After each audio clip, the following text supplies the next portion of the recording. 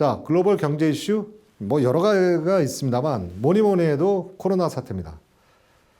그래서 뭐 코로나 사태 무엇인지 여러분들이 뭐 다 아실 테니까 여기에 대해서는 제가 뭐 자세하게 설명을 안 드리겠고요.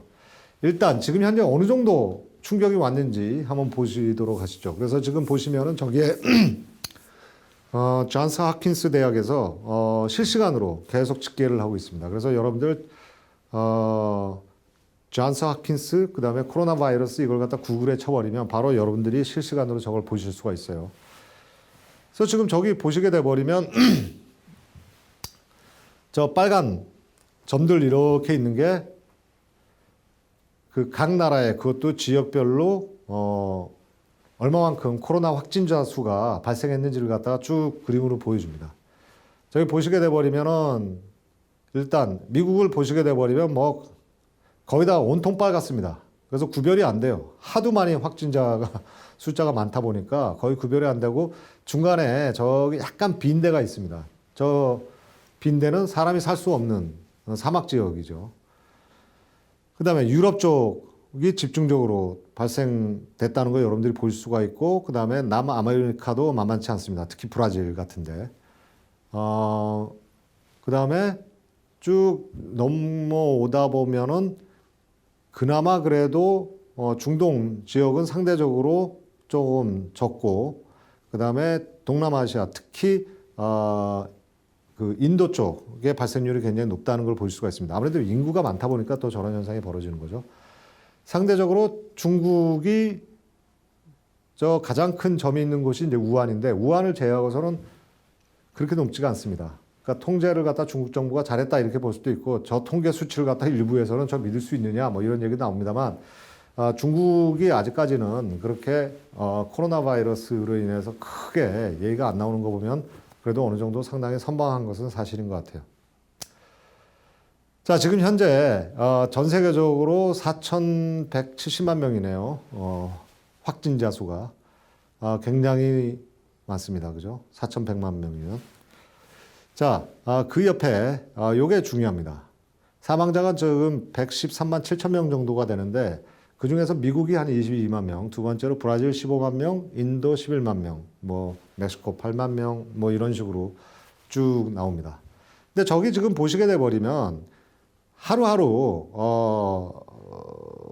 사망자 수를 갖다가 이렇게 보여주고 있습니다. 사망자 수가 어떻게 되는지 이렇게 보시면은 제일 처음에 2월 달 이제 2월 달에 본격적으로 이제 우한에서 코로나 바이러스가 본격적으로 퍼지기 시작하면서 확 올라갑니다. 그래서 3월 달부터 이제 쭉 올라갔다가 지금 보시게 돼 버리면 한 4월 달쯤에 정점을 찍고 조금 내려가는 것처럼 보였어요. 그래서 5월, 6월까지도 수세적으로 조금 내려갑니다. 조금 내려가요. 그러다가 6월 달부터 다시 올라가기 시작합니다. 다시 올라가기 시작해서 사실은 지금 큰 변화가 없어요. 큰 변화가 없습니다. 옆에 누적해서 사망자 수를 갖다 그린 걸 보시면은 거기서도 나타나죠. 3월 달부터 이제 올라가기 시작하면서 4월 달까지 올라갔다가 올라가는 속도가 빠르다가 한 4월 정도부터 조금 그러니까 5월 정도 들어가면서 조금 추세가 약화되나 했더니 다시 또 올라가는 것이죠. 자, 이게 무슨 얘기냐면은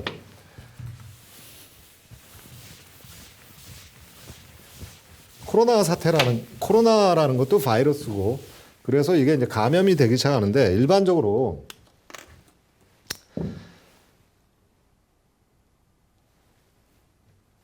사망자 수나 또는 확진자 수를 갖다 그린다 그러면은 이게 제일 처음 올라갔다가 쭉 시간이 지남에 따라서 올라갔다가 어느 정도의 정점을 찍고는 이렇게 내려가야 될 거 아니에요. 이렇게 그려져야 됩니다. 그죠? 이걸 갖다가 우리가 누적해서 그려버리면 그림이 어떤 식으로 나와야 되냐면 처음에는 굉장히 빠르게 시간이 지나면 지날수록 확진자 수나 또는 그 사망자 수가 더 빠르게 증가하다가 어느 점을 지나버리면 그때부터는 이게 늘어나는 속도가 줄어들어야 됩니다. 그래서 줄어들어서 결국 이렇게 그림이 그려지는 거죠. 그래서 우리가 이걸 갖다 뭐 로지스틱 커브다 뭐 이런 식으로 얘기를 하는데 어찌됐든 이 점이 보여야 됩니다. 이 점이 혹시 여러분들이 고등학교 때 우리가 변곡점이라고 배우는 것, 인플렉션 포인트라고 해서 변곡점이라고 하는 놈이랑 똑같습니다. 이 변곡점이 명확하게 나타나야 돼요. 즉 여기서 매일매일 그 확진자 수나 또는 사망자 수가 늘어나다가 어느 이 변곡점 이후가 돼버리면 그다음부터는 이게 줄어들어야 되거든요.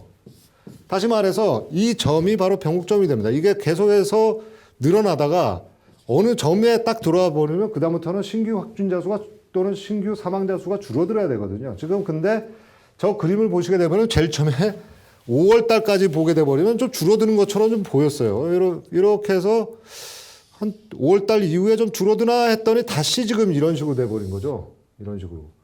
그래서 지금 보게 돼 버리면은 전혀 나아질 기미를 갖다 보이지 않고 있습니다. 최근에 와서 이제 유럽 쪽, 뭐 이태리나 그다음에 독일, 프랑스 이런 데서 오히려 더 지금 확진자나 사망자 수가 지금 늘어나고 있는 지금 상황이거든요.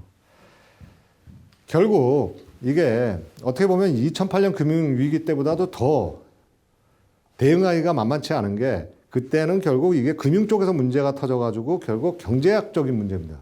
경제적인 문제니까 경제적으로 우리가 해결을 할 수가 있었는데 지금은 이게 바이러스라는 비경제적인 요소와의 싸움입니다.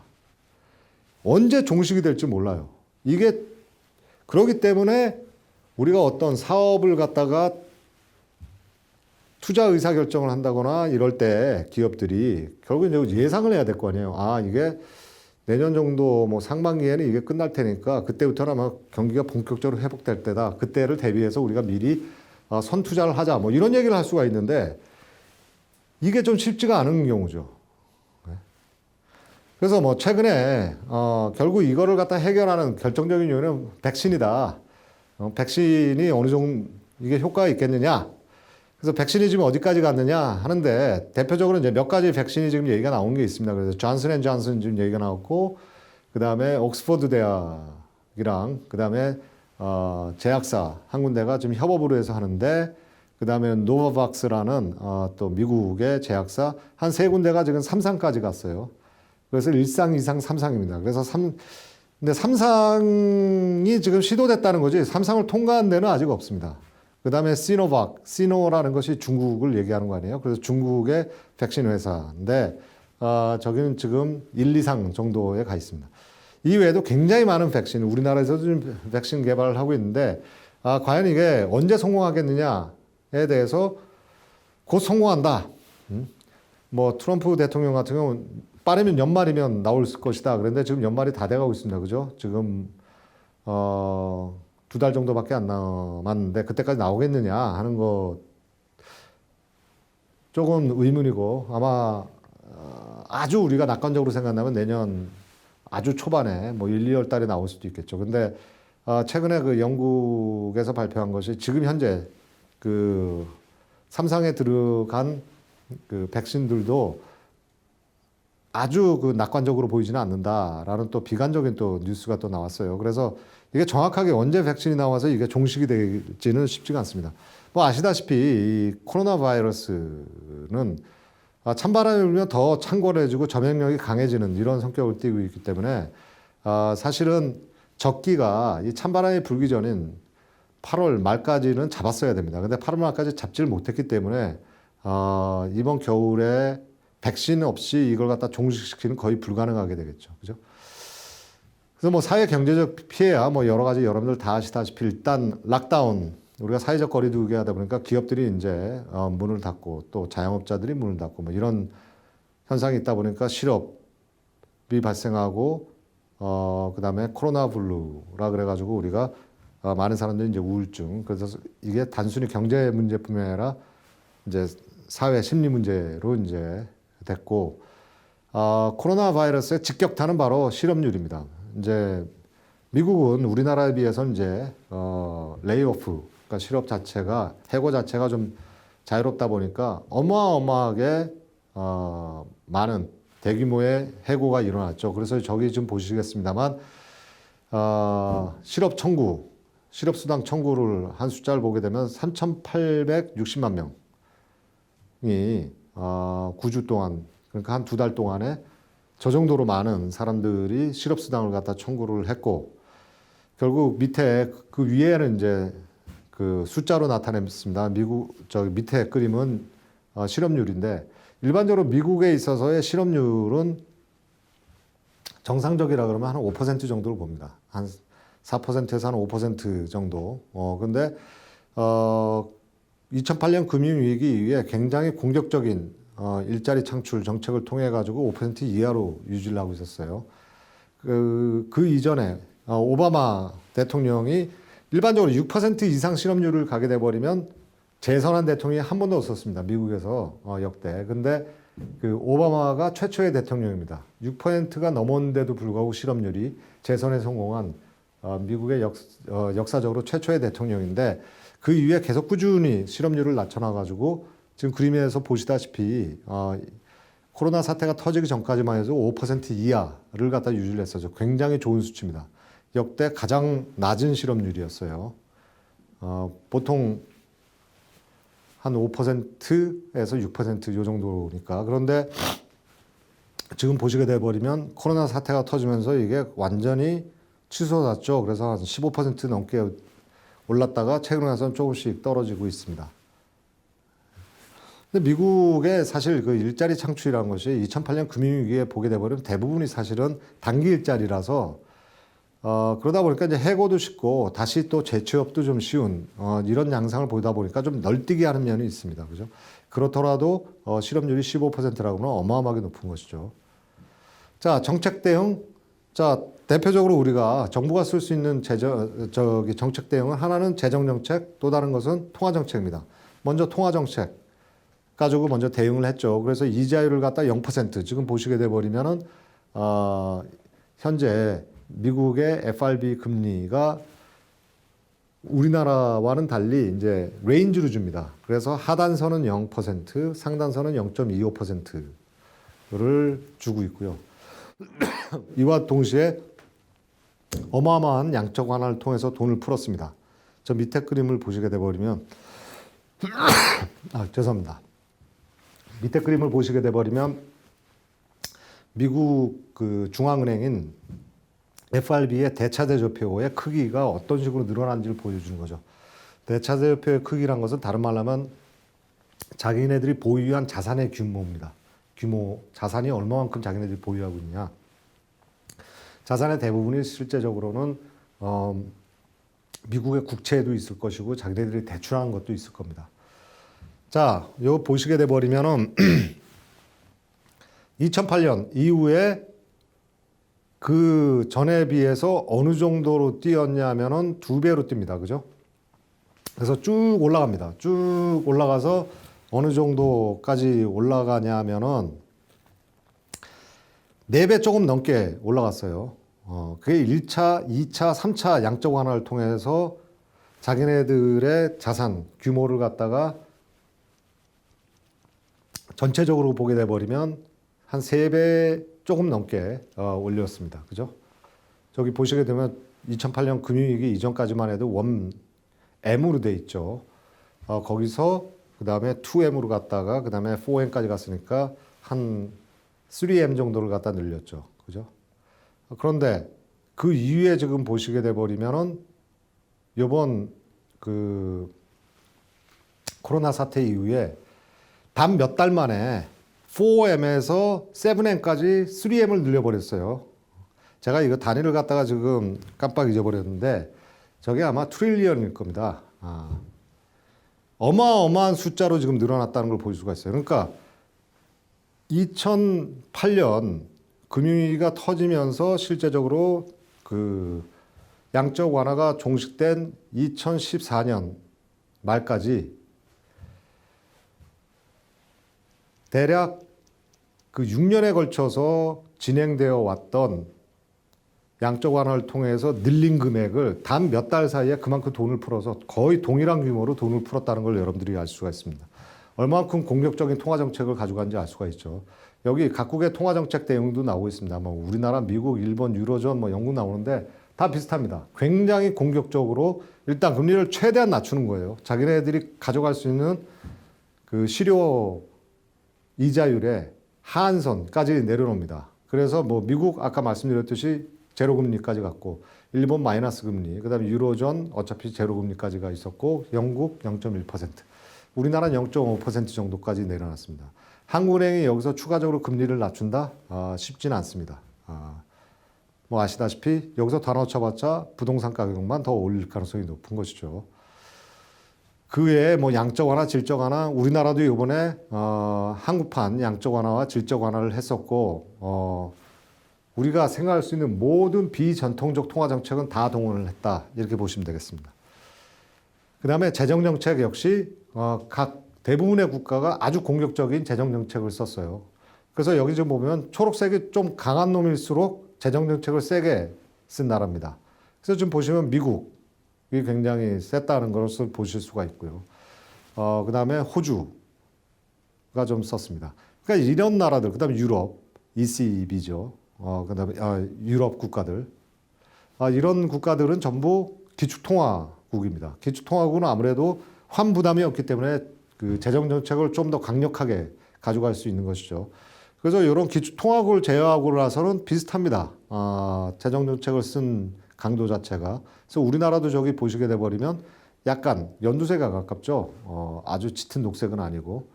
그래서 중국과 뭐 인도, 우리나라 다 비슷하게 역시 재정정책을 갖다가 썼다, 이렇게 보시면 되겠어요.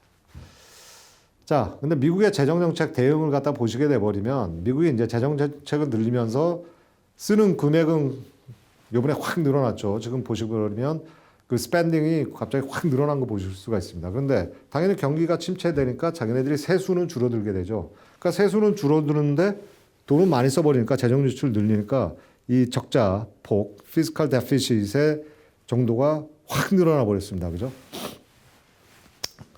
그래서 대중이 가지고 있는 지금 현재 페더럴 뎃, 미국의 중앙 정부에 있어서의 부채 규모가 완전히 점프를 한 것을 여러분들이 오른쪽 그림에서 또 보실 수가 있습니다. 자, 지금 미국 대선이 지금 진행되고 있는데 골드만삭스가 아주 재밌는 분석을 해놨어요. 근데 이건 뭐 골드만삭스만 분석을 한 게 아니라 대부분의 IB나 또는 경제 예측가들이 동일한 예측을 하고 있습니다. 만약에 민주당이 집권을 하게 되면 하원, 상원, 그 다음에 대통령까지 민주당이 다 휩쓸어 버리게 됩니다. 이럴 때 민주당이 뭐를 지금 공약을 하고 있냐면 이건 뭐 바이든 대통령 후보뿐만 아니라 민주당 쪽의 상원, 하원 의원들이 모두 다 얘기하는 것이 강력한 재정 정책을 갖다가 집행을 할 것이다. 그래서 뭐 5 트릴리언, 한 5조 정도를 갖다가 쏟아붓겠다라는 얘기를 했습니다. 물론 여기서 이제 5조를 갖다 재정 지출을 쓰는데 피스칼 팔러시라는 게 재정 정책 두 가지가 있죠. 하나는 정부가 돈을 쓰는 게 있고 하나는 텍스를 낮춰주는 겁니다. 세금을 낮춰주는 것.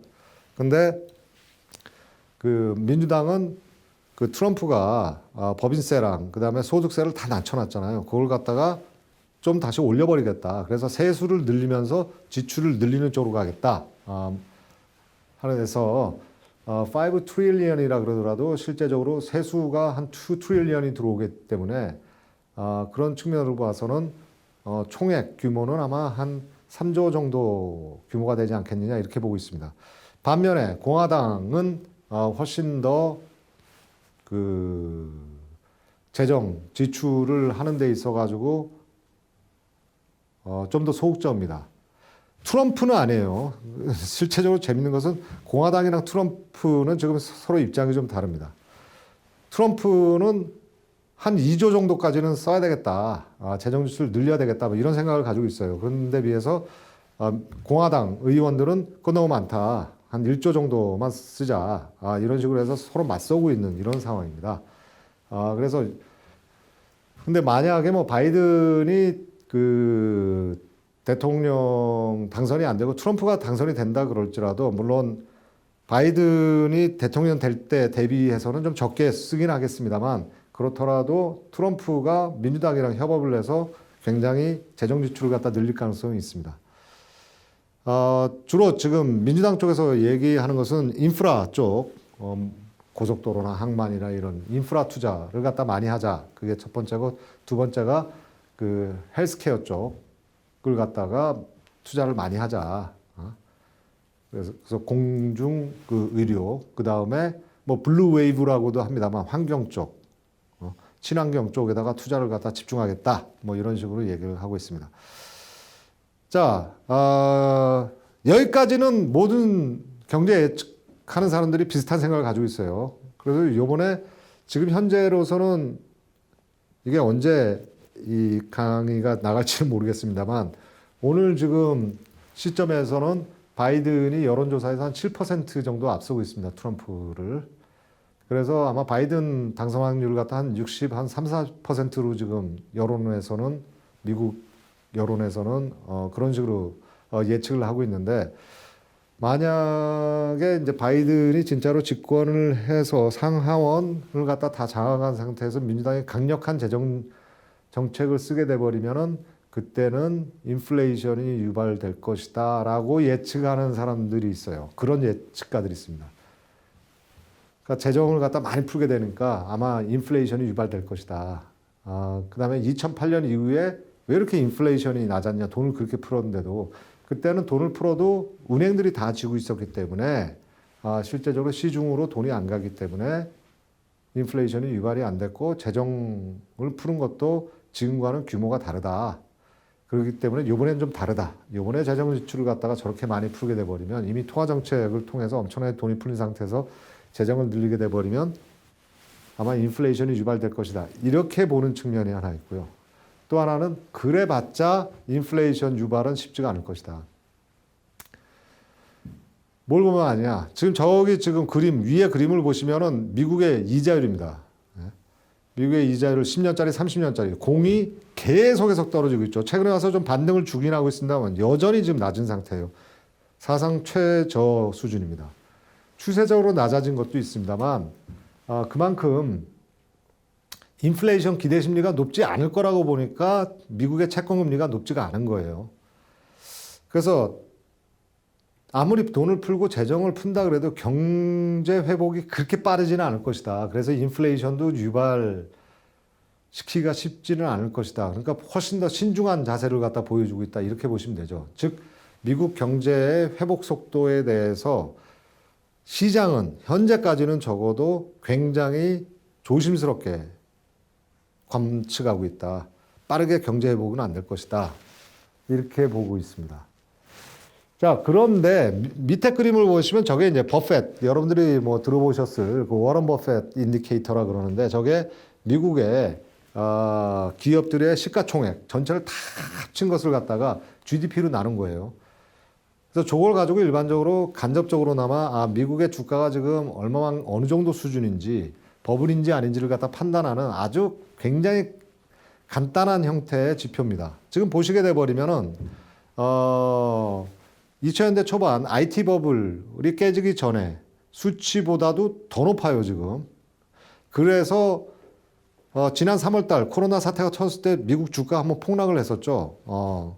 바로 회복은 했습니다만 그때 수준이 어느 정도였냐면 2000년대 초반에 그 IT 버블 딱 그 정도 수준에 가는 상태에서 공교롭게도 코로나 사태가 터졌고 거기서 주가가 폭락을 했다가 지금 다시 반등을 줘서 지금 더 높은 수준에 지금 와 있어요.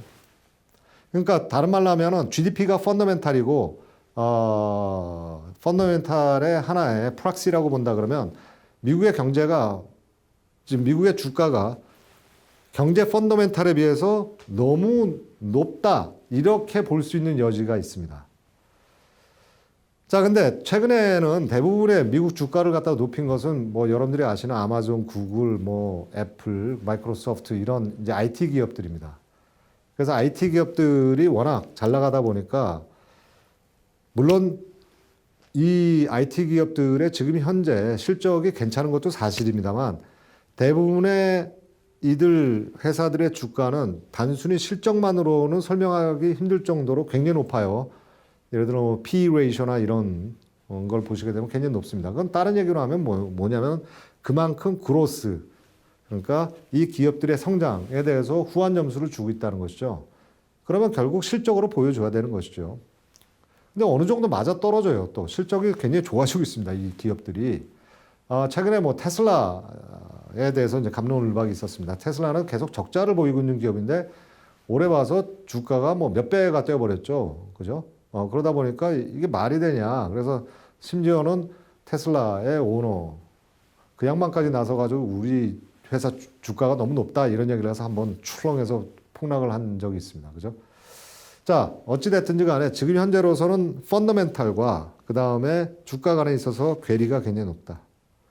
그렇다면은 이 간극이 계속 가겠느냐? 그러지는 않을 겁니다. 그럼 두 가지 시나리오 중에 하나죠. 이 간극을 줄이는 방법은 펀더멘탈이 여기 있는데 주가가 이렇게 있다 그러면 얘가 내려가서 좁히든지 아니면 얘가 올라가서 좁히는 쪽으로 가야죠. 아니면 이게 두 개가 같이 주가는 내려가고 펀더멘탈은 올라가서 줄이든지 이런 형태를 보겠죠. 자, 여기에서 이제 얘기가 좀 달라집니다. 그죠? 첫째, 뭐 여러 가지 설이 있습니다만 지금 시간이 거의 다 됐으니까 제가 드리는 말씀은 이거예요. 주가가 분명히 앞으로 변동성은 커질 겁니다. 출렁출렁을 할 텐데 3월 달에 보셨다시피 그때 주가가 엄청나게 떨어질 줄 사람들이 예상을 했었어요. 야, 이번에도 반토막 나는 거 아니냐? 금융위기 때처럼. 뭐 이런 얘기까지 나왔는데 실질적으로 떨어진 폭은 그렇게 크진 않았습니다. 빠르게 또 회복을 해줬고 그게 누가 그걸 막아줬느냐? 결국 페드였습니다. 지금 미국 그 중앙은행이 나서서 막아준 거죠. 그래서 옛날부터 우리가 뭐 그린스팬이 풋옵션을 갖다가 시장에 준 것이다. 즉 주가가 떨어져 버리면 거기서 자기네들이 받아치 쳐주기 때문에 주가가 떨어지는 폭 자체가 제한되어 있다. 그 다음에 버난키 풋. 최근에는 뭐 이런 파월 풋이니 해가지고 결국 구원투수로 페드가 갈 텐데 절대로 페드에 맞서지 말라 뭐 이런 얘기를 합니다. 제가 볼 때도 뭐 올해나 내년에 언제 한번 또 주가가 조정을 받게 돼버리면 페드가 등판을 하게 될 겁니다. 페드가 지금까지는 구원 등판에서 한 번도 실패한 적이 없어요. 언제까지 세이브 그 확률을 100%로 가져갈지는 모르겠습니다만 미국 중앙은행이라는 게 그게 좋은 거죠. 발권력을 갖다가 거의 무한대로 동원할 수가 있을 정도로 지금 현재 제1의 기축통화국이기 때문에 그게 가능한 건데 적어도 내년까지는 아마 주가가 많이 하락을 하게 되버리면 페드가 구원 등판에서 막아줄 겁니다. 그러니까 주가가 폭락하는 것도 지금 쉽지가 않아요. 그렇다고 주가가 지금 올라가기에도 굉장히 지금 부담스러운 수준이죠. 그러다 보니까 결국 가장 좋은 시나리오는 주가는 이렇게 횡보를 하고 있는데 여기서 그 경기가 좀 회복이 돼서 펀더멘탈이 올라와서 요 간격을 갖다 줄이는 이게 가장 좋은 시나리오고 그럴 가능성이 가장 높습니다. 근데 얼마만큼 경제 회복이 빨라가지고 이 간격을 빠른 속도로 줄이냐가 문제예요. 이게 경기가 빨리 회복을 안 한다 그러면 이 변동성은 점점 이 주가의 변동성은 커질 수밖에 없는 이런 상황이다라고 여러분들이 생각을 하시면 되겠습니다. 적어도 이게 시장 중립적인 예측이다. 여기서 시장 중립적이라는 것은 뭐를 말씀드린 거냐면 아까 제가 위에 그림에서 보여드렸듯이 결국 금리 수준이 만약에 경기가 빠르게 회복할 것이고 그로 인해서 인플레이션이 유발될 것이고 이런다 그러면은 저 채권금리는 지금보다도 훨씬 더 높은 수준에 있어야 됩니다. 근데 최근에 가서 조금 올라가긴 했습니다만 바닥 찍고 5월달, 6월달 그때 바닥 찍고 지금 올라가고 있는 상황입니다만 그렇다고 할지라도 아주 높지는 않아요. 지금 현재로서는. 그래서 그런 여러 가지를 갖다가 우리가 종합해서 본다 그러면 지금 현재 시장에서 관측하는 것은 경제 회복이 아주 빠르지는 않을 거다. 그 다음에 인플레이션이 아주 강하게 빠른 시간 내에 나오지는 않을 것 같다. 뭐 이런 식으로 보고 있기 때문에 약간 이 간극을 줄이는 데까지는 시간이 좀 걸릴 겁니다. 대신 페드가 뒤에서 구원투수로 딱 지금 버티고 있기 때문에 주가가 하락을 해가지고 이 간극을 줄이는 시나리오도 그렇게 가능성이 높지는 않아요. 그래서 말씀드린 바와 같이 종합해서 보면은 오늘 경제 회복은 더디긴 하지만은 회복은 이루어질 겁니다. 내년에. 이게 얼마만큼 빠른 속도로 올라갈지에 대해서는 퀘스천 마크. 시장에서는 아주 낙관적으로 보지는 않고 있다. 그렇다고 아주 비관적이지도 않지만은. 그래서 이렇게 시간이 지남에 따라서 펀더멘탈이 올라올 것이고 이쪽은 좀 기다릴 것이다.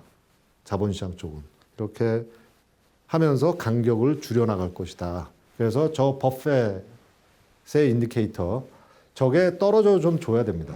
저거에 떨어지는 게 주가가 떨어져서 떨어지는 게 아니라 펀더멘탈이 즉 GDP가 올라가서 저 수치를 떨어뜨려 줘야지 되는 것이죠. 예.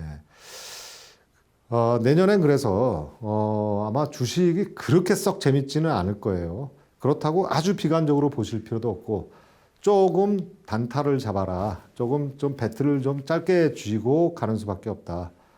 여기서 뭐 홈런을 때리겠다. 지금 이런 상황은 아니라는 거죠. 경제 상황도 그렇고 주식시장도 그렇고 시간이 제가 좀 있었으면은 한국 경제에 대해서도 좀 말씀을 좀 드렸으면 좋았을 텐데 저한테 주어진 시간이 1시간이고 지금 현재 워낙 글로벌 시장에서 이 코로나 사태 때문에 그거에 대해서 드릴 말씀이 많다 보니까 제가 국내 상황에 대해서는 깊게 제가 드릴 설명을 좀 같이 논의할 시간이 부족해서 그 부분은 좀 안타깝습니다만 여러분들이 이해해 주시기 바랍니다. 자, 시간이 이제 다 된 것 같은데요. 사실 어떻게 보면은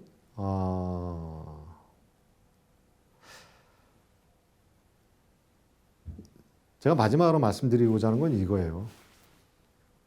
여러분들이 직장 생활을 하시던 사업을 하시던 뭐를 하시던지 간에 여러분들이 한 가지를 좀 생각을 하셔야 됩니다. 지금은 패러다임 시프트가 일어나는 기간이다. 그러니까 2008년 금융위기가 12년 동안 뉴 노멀이라는 그러한 경제 패러다임을 갖다 바꿔놨어요. 아직도 정확하게 무엇 때문에 이런 현상이 뉴 노멀이라는 것은 새로운 경제적인 인스티튜셔널한 측면에서의 체인지보다는 현상적인 얘기를 하고 있는 겁니다. 왜 이렇게 돈을 많이 풀고 이렇게 재정을 많이 풀었는데도 저성장에다가 저인플레이션이 발생했느냐. 왜 과거와 같은 그런 처방이 더 이상 유효하지 않느냐. 이런 현상에 대한 것이 뉴노멀. 그래서 이제는 저성장을 받아들이고 저물가를 갖다 받아들여야 되는 거 아니냐. 이게 지난 12년간의 논의였다 그러면은 이번 코로나가 끝난 다음에는 분명히 코로나 이전과 이후의 시대는 달라질 겁니다. 그래서 이제 넥스트 노멀이 무엇이냐 하는 얘기가 나오고 있는 거예요. 이제 새로운 코로나 이후에 우리가 보게 되는 새로운 질서, 그것이 무엇일 것이냐. 이것은 단순히 현상 문제뿐만이 아니라 아마 기업들 자체가 이번에 코로나 사태를 겪으면서 굉장히 많은 내적인 변화를 가져오게 될 겁니다. 어떤 세상이 오게 될까요? 그거는 굉장히 많은 우리가 불확실성을 안고 얘기를 해야 됩니다만 디지털라이제이션이 가속화될 것이라는 건 누구나 다 알고 있습니다. 그래서 그 사업이 어떤 비즈니스에 있든지 간에 디지털화, 여기다가 총력을 기울여야 된다. 그 외에 엄청나게 많은 변화가 있을 겁니다. 제가 그것을 여러분들한테 여기서 지금 말씀드리는 것은 제가 볼 때는 의미가 없는 것 같고요. 중요한 것은 이러한 변화의 시대에는 이런 변화라는 것은 도전이자 응전의 기회가 되는 것이죠. 그러니까 여기서 우리가 잘만 대응을 한다 그러면 새로운 기회가 되는 것이고 여기서 대응을 잘 못한다 그러면 도태될 가능성이 굉장히 높다는 겁니다. 그만큼 긴장도가 굉장히 높은 시점이다 라는 말씀을 드리겠어요. 그래서 여러분들이 뭐 사업을 한다 그러면 당연히 여기에 대해서 신경을 쓰셔야 되고 여러분들이 직장 생활을 하신다 그러더라도 내가 과거에 다니던 제가 A라는 회사를 다닌다 그러면 과거에 다니던 A라는 회사가 그대로 앞으로 제가 퇴임할 때까지도 동일한 회사가 될 가능성은 별로 없습니다. 그렇기 때문에 그런 것들을 좀 염두에 두시고 계속해서 트래킹을 하셔라. 세상이 어떻게 변하는지에 대해서 트래킹을 하시면서 그 변화 속에서 여러분들이 어떤 식으로 서바이브하고 거기서 어떤 식으로 여러분들이 프로모트를 하실지에 대해서 고민을 하셔야지 된다는 말씀을 드리면서 여기서 강연을 끝내도록 하겠습니다. 예, 장시간 동안 강의 들으시느라고 수고하셨습니다. 감사합니다.